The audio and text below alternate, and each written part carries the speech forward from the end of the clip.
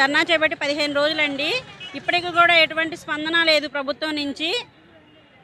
మాకు మేమేమి గొంతెమ్మ కోరికలు ఏం కోరట్లేదు. మాకు ఇప్పుడు పరిస్థితులను బట్టి ఖర్చులను బట్టి మాకు కనీస వేతనం అడుగుతున్నాము. కానీ ఎలాంటి ఇప్పుడు ఇంత ధర్నా చేస్తున్నా కూడా ఎలాంటి స్పందన లేకపోవడం ఇది సిగ్గుచేటుగా ఉందండి. కానీ మీరు స్పందించి ఏదో ఒక నిర్ణయం తీసుకోకపోతే మాత్రం మా పోరాటం అనేది ఇలా కొనసాగుతూనే ఉంటుంది.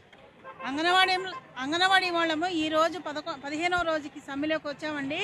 ఇంతవరకు ప్రభుత్వానికి ఏమి స్పందన లేదు. ఈ పోరాటం ఇట్లాగే సాగుతూ ఉంటుంది. ఈ విధంగా మమ్మల్ని ఇంతగా రోడ్ల మీదకి 15 రోజులు వచ్చినప్పుడు కూడా ఏమి స్పందన లేకపోవడం